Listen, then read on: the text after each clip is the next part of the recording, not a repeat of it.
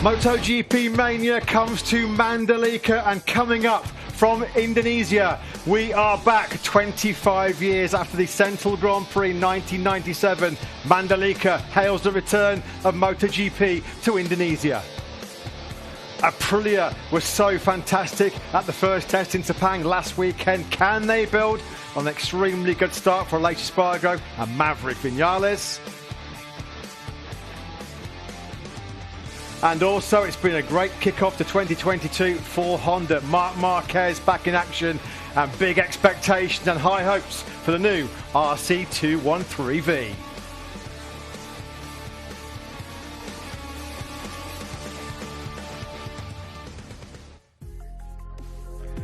So these were scenes this morning as it was a milestone day for MotoGP over in Indonesia. Marc Marquez entering the Mandalika paddock for the very first time to tackle this spectacular new circuit. It's been a good day for Honda and for Aprilia.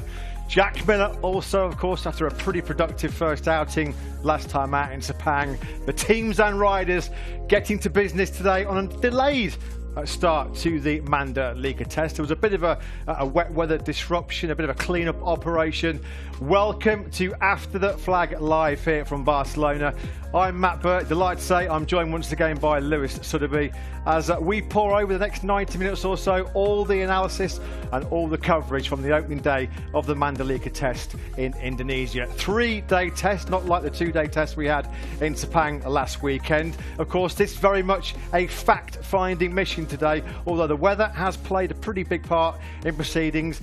The riders were given an extra 45 minutes on track over in Mandalika today, and I've got to say, Lewis, looking at the early lap times, you made an excellent point just before we came on air. Pol Espargaro currently leads the way, but 6 different manufacturers inside the top 6. It's been a pretty tasty start over in Mandalika. Yeah, it has. It's a return to MotoGP to Indonesia, but it really is a voyage into the unknown, a brand new circuit for MotoGP.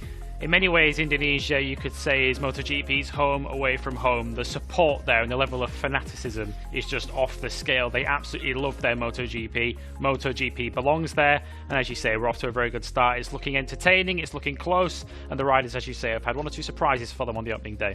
Yeah, at the moment, it's been a very good start to this Mandalika test for the Espargaro family, with about half an hour track time still remaining.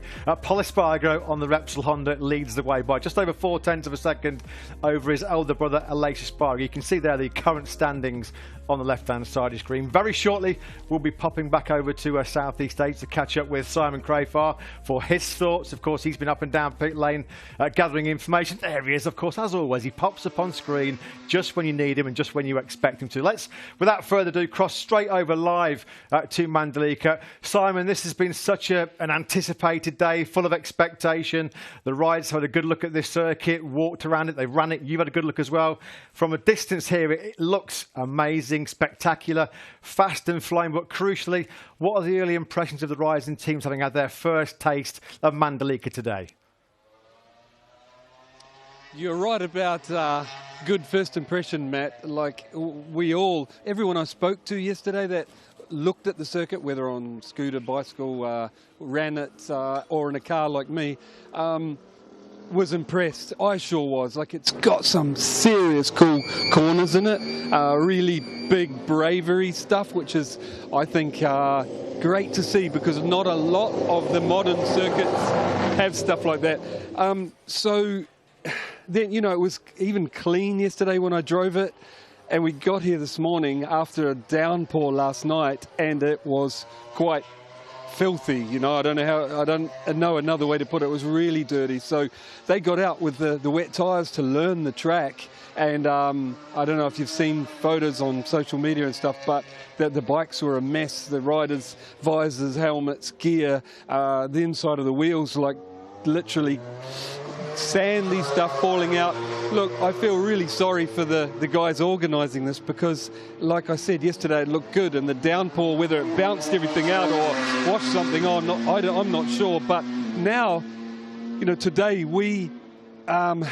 there's nothing really useful being happening testing-wise until less than an hour ago. No kidding. So I reckon 4 35 is where I felt everybody went, right, it's starting to feel good now, and they all got out there. Everyone's been out, but it's literally dust and sand coming off the bikes, and you could tell they weren't leaning over. And that has changed, like I said, less than an hour ago. And I just went and talked to a couple of team managers, and Mayo Megali, Francesco Guidotti, and Mayo pointed out, well, Simon's a pretty good gauge. The riders have just stopped complaining. And so at least the track conditions got to a point where they can ride the bikes and focus on the job. Then Francesco pointed out that the track's coming good, but the line is very narrow. So, like, as soon as you go off it, they've got to pick the bike up and shoot off. Luckily, there's lots of runoff everywhere. But it's tricky, you know. You've got to ride within a certain tolerance because you can't go wide. I've been out on the scooter, first time I've done that, on the service road, obviously, to have a look. And really cool. I mean, no wonder we're fans, guys. What these guys do out there on those fast corners is stunning. And finally, now they're just starting to get up to pace. Good to talk to you. Aprilia were very much one of the stories of the first test, and I certainly get the impression that their agile RSGP will go quite well around this circuit. Are you detecting a feel-good factor around there, or is it simply too early to tell?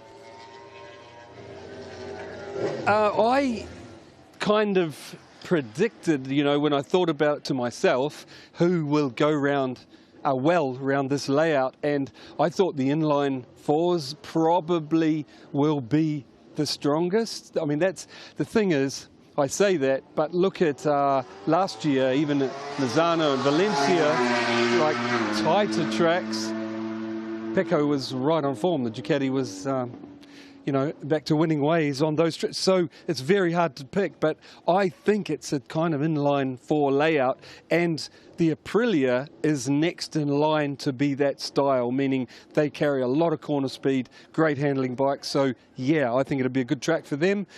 The thing is, Lewis, I would read nothing into the timing screens right now. I think apart from who is enjoying themselves, really, who's feeling good on their bike, because otherwise I don't think, like I said, the track is just coming to where the riders have stopped complaining, And guys, it's a nightmare when it's dirty and the bike just doesn't work. So all you can do is put some fuel in it, keep some rubber on the bike and go around and get it clean enough to where I think it is now to at least start exploring. So what I'm saying is it's going to change so much over the next 2 days if we get a dry track completely.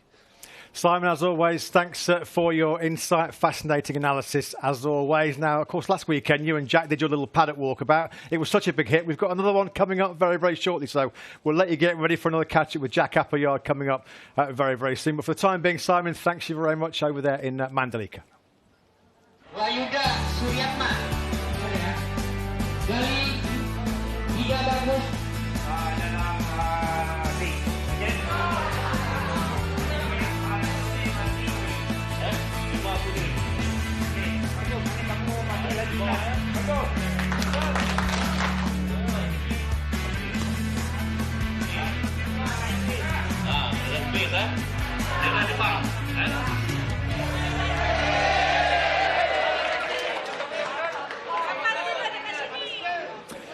Well, there you go. Martial School are going on there in Indonesia, over in Mandalika. Of course, what we see on circuit is not just the riders enjoying this spectacular track, but there's so much that goes into the organisation behind the scenes there. You can see race director Mike Webb just giving the marshals coming up for the race over in Mandalika on March the 20th. Can't wait for the inaugural Mandalika MotoGP race there in about, 6 weeks' time. But as you can see there, the marshals busy learning the flag protocol for next month's race. Now, we have to talk about conditions today, Lewis, because it has been a dominating factor. The riders and teams, the track opened this morning, 9 o'clock local time. They got about an hour's running in very, very damp conditions, and we could see clearly, as Simon mentioned there, from some of the photographs, that the track was incredibly dirty. It's next to a beach. It's a beautiful location. It's Mandalika, but when it rains, it can bring a lot of dirt and dust onto the track. Now, before we move on, or before me and Lewis talk about the conditions, how it affected this morning's action. There was an hour and 40-minute delay for the track to be cleaned. A great job done by the local organisers. Let's hear the thoughts of Dorna MotoGP Race Direction representative Loris Capirossi on how they did this clean-up operation and how great this Mandalika track is. Loris, thank you very much for joining us on what I'm sure has been an extremely busy day, the first day for MotoGP here in Mandalika, not without some challenges. Just talk us through exactly what's happened during the day from a race direction concern. Yeah, well, it's like we want to start. It's quite normal situation we see today, you know, because all time when we go a new track, we can have a problem like that because you know, in the last 3 days. The track looked not too bad, and we have a lot of rain during the night, and this morning we discovered the track is a little bit dirty. And the rider go out on the wet tire, and the track is slippery, but not too bad. But when it's coming to dry, it's really, we see it's really dirty. This is why we decide to stop in the practice and to try to clean the first part of the track for understand the condition. And later on we open again, but rider still complaining the track is not so good. And we have a meeting all together for understand the best solution. And in the end, which the team manager and the rider, we decide to go out and to offer one more set of tire from Michelin to our rider to make lap. Because normally when we have the new track, to make more lap, to make tire on the ground, the grip is coming better and better. And now we are in the end of the day, and for sure it's a good move because the lap time is quite amazing right now. As you said, there was a meeting at around 12:30, 1 o'clock. Was the decision unanimous? Were all the riders and teams in favour of going out and lapping up until the end of today? Yeah, well, okay. Nearly unanimous, you know. The team managers, nearly everyone agree about that. The rider, not all. But in the end, we see the decision is the right one because, like I said before, is the racetrack coming better and better, and for sure we have another 2 days behind us, and we can improve. We can see now that the surface, there's almost a dry line as such, where the grip is, where the line is. What's the plan overnight, and what is the plan if we do see any further rain over the next 2 days, as the forecast says we might see? About the weather condition here, we never know because we can expect rain every hour, you know, and for sure during the night we have rain, but we don't have any strong plan for tonight because we don't want to use the big machine to clean the track because maybe we take off again the rubber we have on the surface from today. This is why we have another machine to use to clean some small stone or tire. This is we use for sure all night. But not anymore because we want to leave the rubber on the track.